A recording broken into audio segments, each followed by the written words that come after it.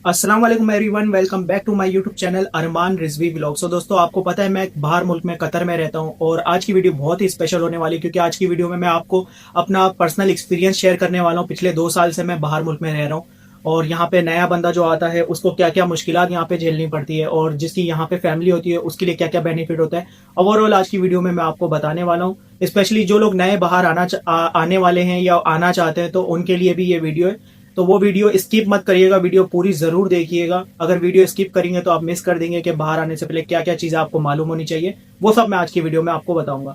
तो video start करते हैं। वीडियो स्टार्ट करने से पहले अगर मेरे चैनल पे नए हैं तो चैनल सब्सक्राइब जरूर करें। इसी तरह इन्फॉर्मेटिव वीडियोस आगे आपको मिलती रहेंगी। तो चलें वीडियो स्टार्ट करते हैं। सो दोस्तों, मैं खुद से स्टार्ट करता हूँ कि जब मैं 2024 में बाहर बोल के यहाँ आया था कतर, तो यहाँ पे मेरी फैमिली है पहले से। तो मैं अपनी फैमिली के घर में आया, वहाँ पे मैंने स्टे किया, फैमिली के घर में रुका और फिर वहाँ पे खाना पीना भी जाहिर सी बात है फैमिली के घर पे मुझे मिल जाता था। और साथ साथ मेरी फैमिली के पास गाड़ी थी तो मैं इंटरव्यूज़ के लिए, जॉब के लिए जहाँ भी जाता था उनके साथ जाता था। तो प्लस ये 3-4 मुझे बेनिफिट मुझे यहाँ पे मिले मेरी फैमिली की वजह से, और इसमें बहुत बड़ा किरदार है मेरी फैमिली का। जाहिर सी बात है उनकी वजह से मुझे बहुत आसानियाँ मिली। ये फैमिली होने का ये फ़ायदा होता है आपको, क्योंकि आपका रूम का खर्चा, खाने पीने का खर्चा और जो आप कहीं जॉब ढूंढने जाते हो ये खर्चे आपके बच जाते हैं। क्योंकि पहले ही इंसान अपने मुल्क से, जिस भी मुल्क से वो आ रहा है, जिस भी कंट्री से आ रहा है, उसका इतना पैसा वो वीज़े में लगाता है, एजेंट को देता है, फिर बाहर मुल्क आने के बाद जॉब ढूंढता है, तो बहुत उसके लिए मुश्किल होता है। तो अब बात करते हैं नए बंदे के लिए। जो नया बंदा बाहर आता है, जिसका फैमिली मेंबर कोई बाहर नहीं रहता, उसके लिए क्या क्या मुश्किलात होती है। पहली मुश्किलात, वो बेचारा इतना पैसा लगा के बाहर आता है, बाहर आने के बाद भी उसका कोई जानने वाला नहीं है, तो उसको रूम ढूंढना पड़ता है। रूम सर्च करके सस्ते में रूम लेना पड़ता है, जहाँ पे 20, 18, 15 लोग एक ही रूम में साथ रह रहे होते हैं। बहुत मुश्किलात होती है। वहाँ पे 250 से 300 रियाल का महीने का किराए का वो रूम मिलता है। मंथली रेंट उसका 250 से 300 रियाल होता है। फिर प्लस खाने पीने का महीने का खर्चा निकालना पड़ता है। कम से कम भी नया बंदा जब आता है वो बेचारा पैसे बचा के चल रहा होता है, तो 200 रियाल भी आपका महीने का कम से कम खाने पीने का खर्चा होता है। तो प्लस रूम का रेंट 300, खाने पीने का 200, 500, तो यही हो गया। अब रिचार्ज भी, बैलेंस भी फोन में रखना जरूरी पड़ता है, तो 50 रियाल आपका उसमें लग ही जाता है जब तक आपकी जॉब नहीं लगती। तो 550 तो ये आपके बन जाते हैं। फिर आप अगर नया बंदा आता है, उसको बस का, यहाँ का बस का सिस्टम नहीं मालूम होता, तो वो उबर में जॉब ढूंढने जाता है, इधर उधर इंटरव्यूज देने उबर में जाता है। जब उबर गाड़ी में जाता है तो महीने का उसका उबर वाले का ही खर्चा बन जाता है 2500, 3000, 3500, प्लस ओवरऑल अगर रूम रेंट, खाना पीना और मोबाइल रिचार्ज उबर का सब मिला के 3500 रियाल तक उसका बन जाता है खर्चा। और ये उनके लिए बनता है, देखें किस्मत होती है यहाँ बाहर मुल्क। जो जब आप आते हैं ना, किस्मत होती है कि आपकी जॉब आते के साथ ही लग जाती है। कुछ लोगों की जॉब 10-15 दिन में, 20 दिन में, कुछ लोगों की जॉब महीना, 2 महीना, 3 महीना भी लग जाता है। जैसे मैं आया था तो मेरी जॉब जो है यहाँ 2 महीने में लगी थी। तो 2 महीने तक मैं ऐसे ही जॉब के लिए, इंटरव्यूज के लिए आता जाता रहा। मुझे बस उबर के पैसे नहीं देने पड़े क्योंकि मेरे फैमिली मेंबर के साथ मैं आता जाता था।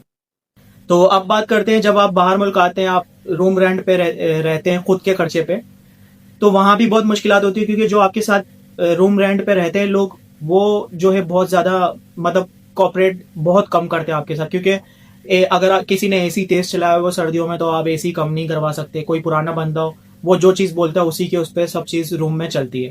तो इसी तरह अगर आपकी जॉब भी लग जाती है, मान के चले आपकी 15 दिन में जॉब लग गई, किसी की 2 महीने में जॉब लगी, जैसे मेरी लगी थी।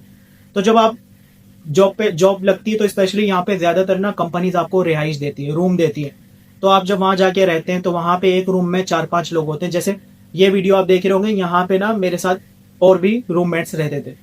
तो यहाँ पे यही प्रॉब्लम होती है कि जो कंपनी में जो सीनियर बंदा होता है और जो रूम में, हमारे रूम में साथ रह रहा होता है, मतलब हम ही उसके रूम में जाते हैं, समझे एक तरीके से, तो वो चलती उसी की है। अगर एसी तेज है या एसी हल्का करना है, कुछ भी करना है, हम कुछ नहीं कह सकते, वो उसकी मर्जी से चलेगा।